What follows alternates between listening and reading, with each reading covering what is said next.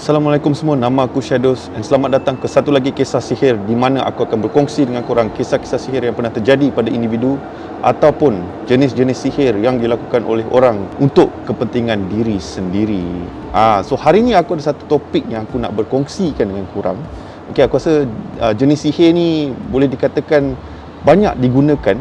Dulu-dululah, sekarang pun ada je, tapi tak tahulah dia punya banyak dia berapa banyak lah kan. Tapi ada orang still menggunakan sihir tersebut. Alright, so pada hari ni aku akan kongsikan kisah ni dengan seseorang. Aku bukan seorang je yang akan kongsikan benda ni. Adalah orang yang akan teman dengan aku, share pendapat dia ataupun ada kisah-kisah yang dia boleh kongsikan. And tanpa membuang masa, jom kita ke episod kisah sihir pada hari ini.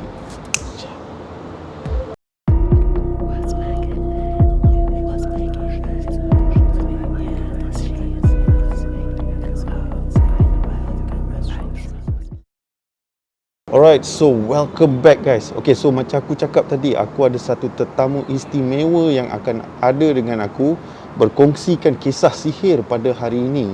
So tanpa membuang masa, jom kita intro dia. Right, ready? 1, 2, 3, 4. Lari ya.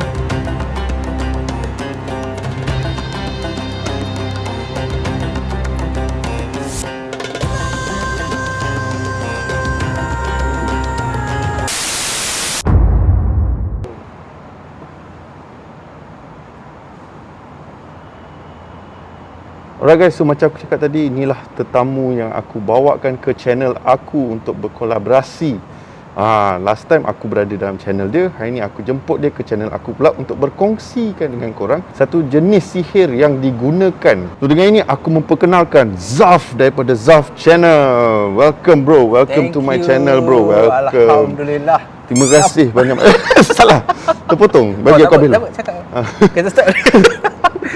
Alright, again, thank you bro sebab sudi ni. Terus. Terus. Alhamdulillah. Okay bro, so ada apa-apa yang kau nak cakapkan bro? Ada.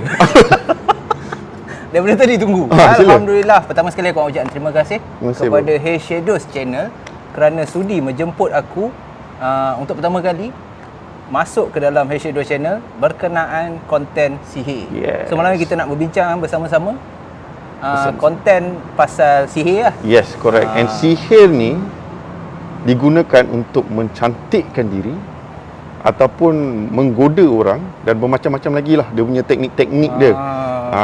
So sihir ni dipanggil susuk. Susuk tubuh di badan walaupun cantik di mata, menawan di hati. Alamak, pepatah. Yes, tapi Cuk, asal kau tak menari tadi?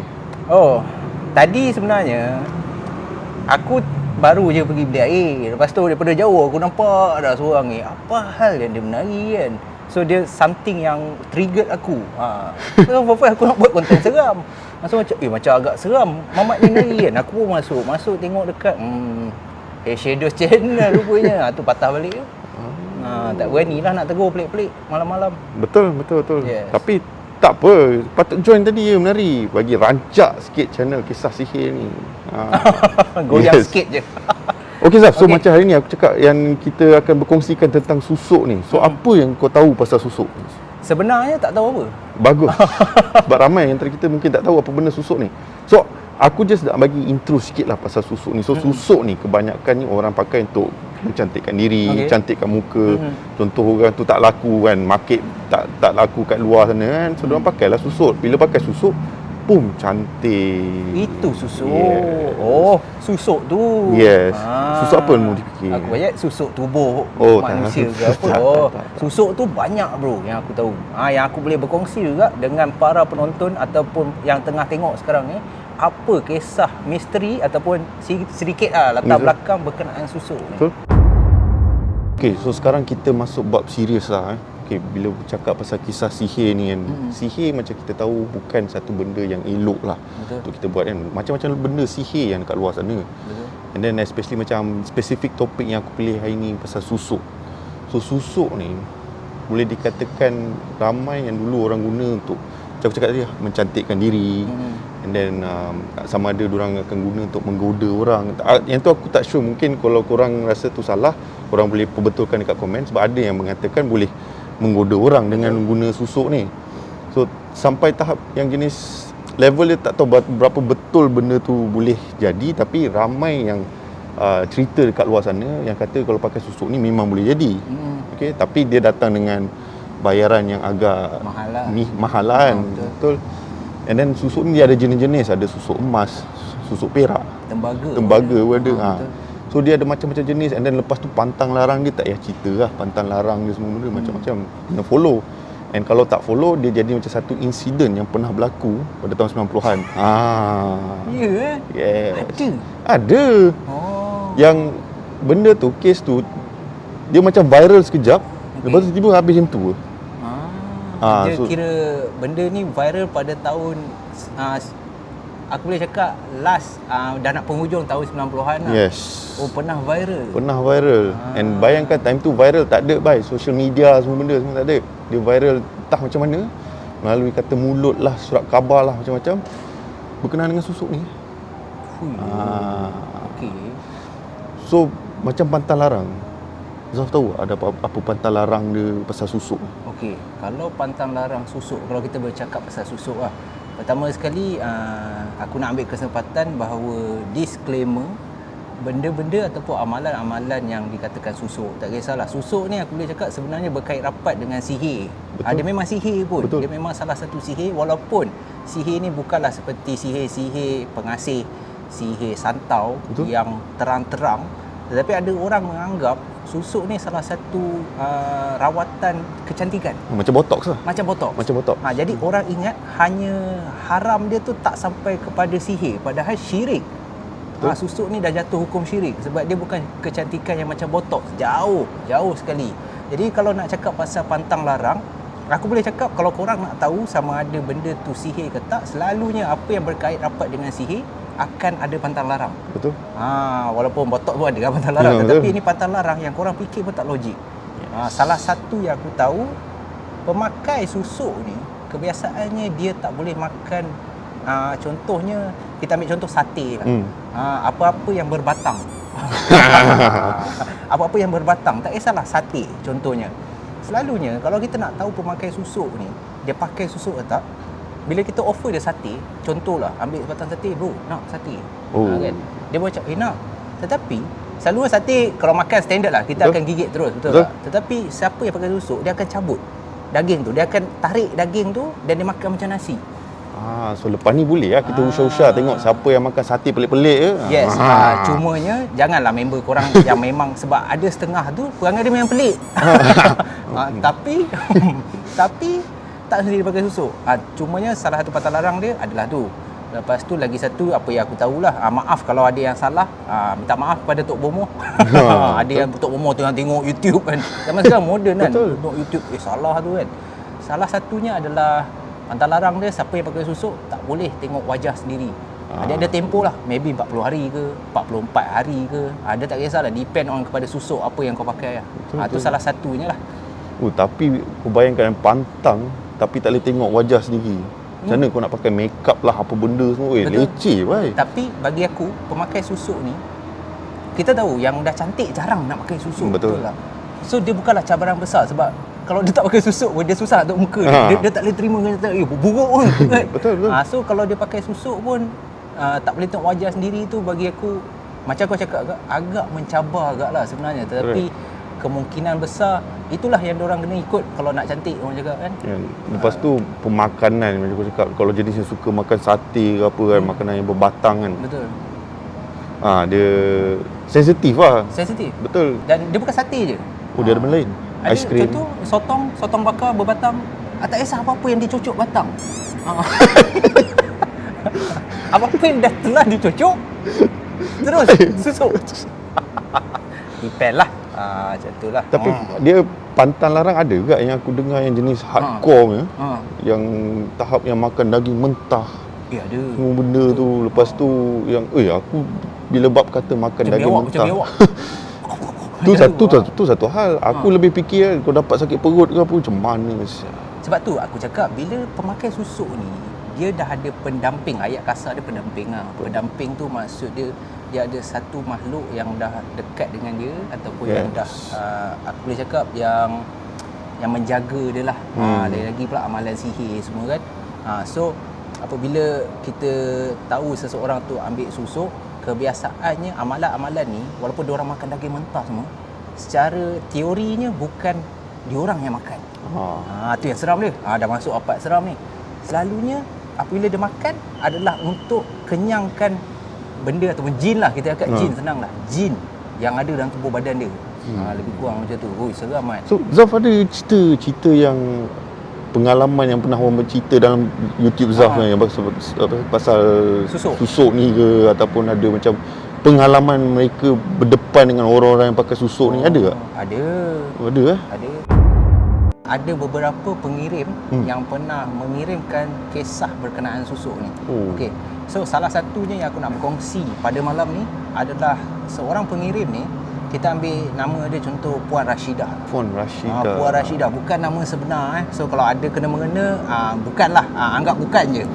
Senang kan. So Puan Rashidah ni dia ada kirimkan satu cerita bahawa dia ni merupakan tukang urut. Pekerjaan dia adalah mengurut orang. Tetapi mengurut orang ni tak ada kena-mengena pun dengan ilmu sihir ataupun apa-apa ilmu lah. Dia memang tugas dia mengurut orang, especially perempuan-perempuan yang baru sahaja melahirkan anak. Macam bertungku, kalau tak pun laki, macam kita yang ada angin asyik bot kentut banyak, dia pun urut juga. Dia tak kisah, dia urut semua orang.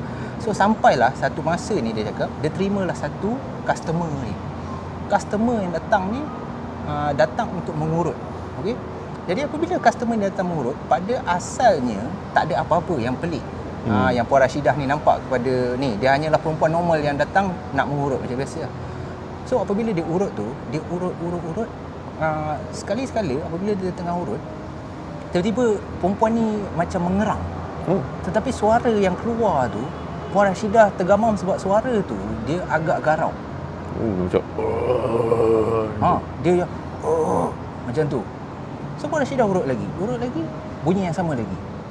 Jadi apabila macam tu, selepas sahaja perempuan ni balik, Puan Rashidah cakap seminggu tu dia dah ternampak kelibat-kelibat.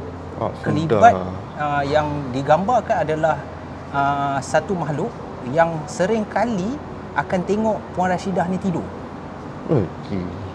Pada waktu malam, susuk tubuh ni dia jenis macam bayang-bayang tapi gelap. Dia macam bayang-bayang, tetapi Puan Rashidah tak nampak rupa dia macam mana, tapi nampaklah bentuk tubuh dia. Dia macam hinggap sini sana, macam takut-takut kan. Macam tu. Jadi yang datang misterinya adalah selepas minggu perempuan ni datang balik. Perempuan ni datang balik ke rumah Puan Rashidah. Dan apabila dia datang balik, Puan Rashidah first dia dah tahu.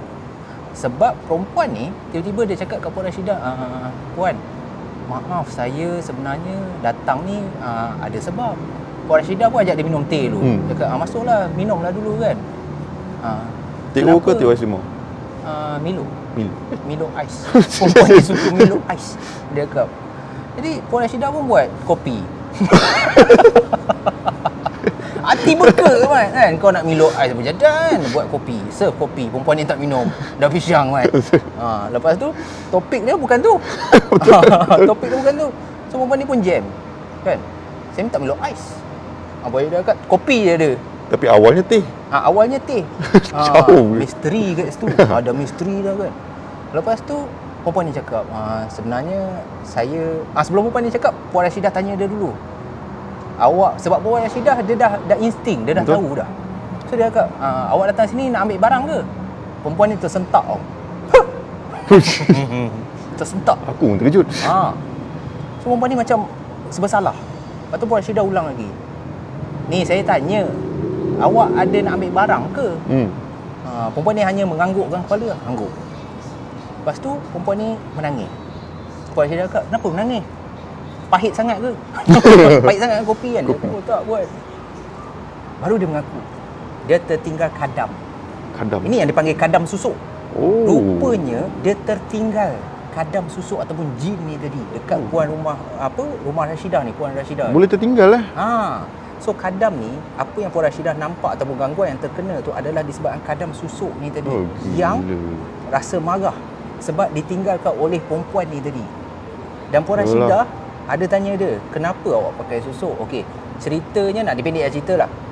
Perempuan ni cakap dia merupakan isteri kedua. Jadi apabila isteri kedua, pemakaian susuk tu adalah untuk mendapatkan perhatian lebih daripada suami dia ni. So itulah salah satu, aku boleh cakap salah satu faktor ataupun sebab kenapa orang pakai susuk. So bagi boleh nampak orang yang mana ambil jalan pintas nak buat benda jadi senang semua, guna sihir, susuk lah apa benda semua, selalu ada bayaran yang tak diingini lah. Kan, nampak berdamping semua benda, leceh kan. And then plus orang yang tak ada kena-mengena pun terkena kat sekali. Betul. Kan, kesian Puan Rashidah. Taman Rashidah Utama tu.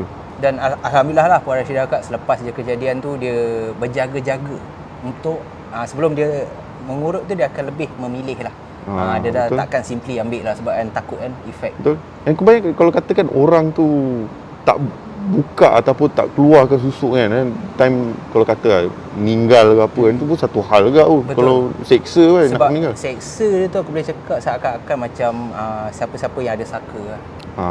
Dia akan membuatkan pemilik susuk tu susah untuk roh tu meninggalkan jasad. Disebabkan telah terikat, aku boleh cakap macam perjanjian lah. Apabila perjanjian tidak diputuskan, sebab tu aku cakap macam lebih kurang saka. So apabila susuk yang dipakai tu tidak keluar daripada tubuh badan, bermaksud orang yang pakai susuk tu masih ada kadam ataupun masih ada jin yang berdamping dengan dia. So dia kena buang dulu. So pada yang tengah tengok ni, bagi aku nasihat daripada kita orang berdua lah, jauhilah daripada benda-benda macam ni kan. Betul. Especially bab-bab sihir ni, kita, especially kita yang beragama Islam, pesong kan, agama boleh rosak akidah. Betul. Kalau main dengan benda-benda semua, sebab kita mensyirikkan, and then apa yang telah diberikan kepada kita, asal rupa kita semua, and then kita nak try ubahkan, tak payah. Bagi aku, kita bersyukur dengan apa yang kita ada lah, dengan kepala rupa kita, right?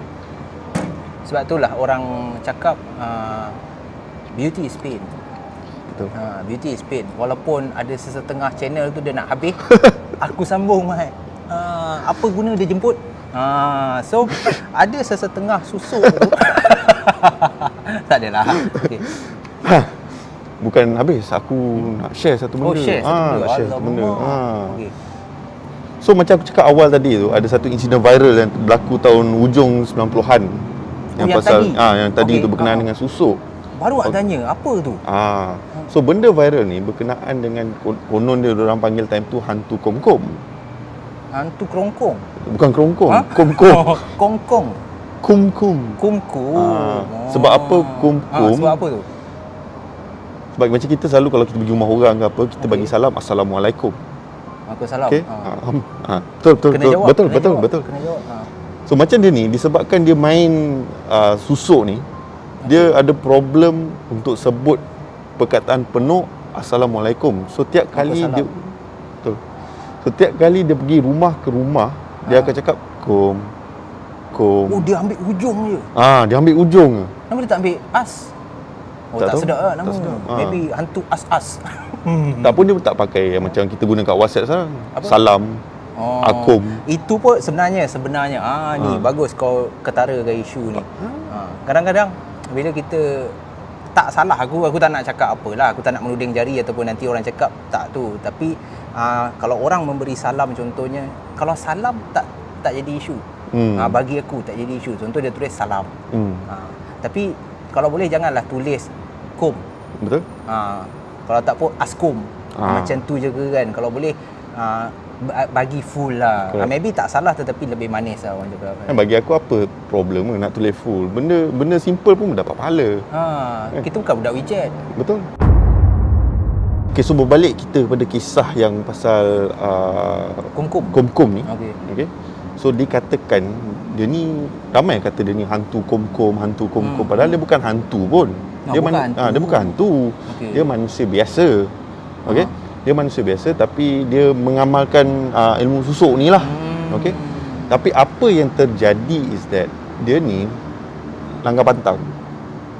Langgar pantang di mana dikatakan dia tak boleh pandang cermin, dia tak boleh tengok muka sendiri. Betul. Tapi disebabkan dia tak sabar nak tahu muka dia nampak macam mana. Sebab tiap kali dia keluar je orang cakap, cantiknya lah. Betul. Apa, pemakaian ni semua cantik-cantik semua. So dia tak boleh kontrol dia punya nafsu nak tengok muka dia sendiri. Satu hari ni, so dia decide untuk tengok cermin. Bila dia tengok cermin, muka dia hancur, berubah jadi macam ibarat macam terbakar muka dia. So bila jadi macam tu, dia pergi lah balik ke tempat yang dia ambil susuk tu. So dia kata kalau nak muka balik macam dulu ni, dia kena cari 44 gadis dara. Dia kena 44 gadis dara. Spesifik. Janda miss lah, janda. Miss lah. Betul? So dara ni semua dia kena cari, and ada yang kata dia sama ada ambil darah ke ataupun bunuh ke, macam-macam teori lah diorang keluarkan. So dia ni pergi tempat ke tempat menggunakan kancil berwarna merah. Kancil. Time tu kancil famous. Tapi aku tak tahu kenapa kancil lah diorang cakap, diorang sebutkan. So time tu aku 1990-an macam tu, aku dalam sekolah rendah time tu. So, time tu tengah hangat lah. Aku ingat lagi perjalanan aku dari KL nak balik Taiping. Okay. Aku tak tahu cerita ni viral gila. Bila aku sampai di Taiping, semua penduduk ataupun kawasan kampung dekat Taiping tu akan letak cermin dekat luar rumah diorang. Tak kisah apa-apa cermin lah. Tak kisah apa-apa cermin, besar ke kecil, tapi syarat ada cermin. Okay, cermin ni sebab apa? Walaupun dia dah muka dia dah gone semua, dia tak boleh nak pandang cermin. Bila dia pandang cermin, dia jadi macam trauma dah. Sebab tengok muka dia.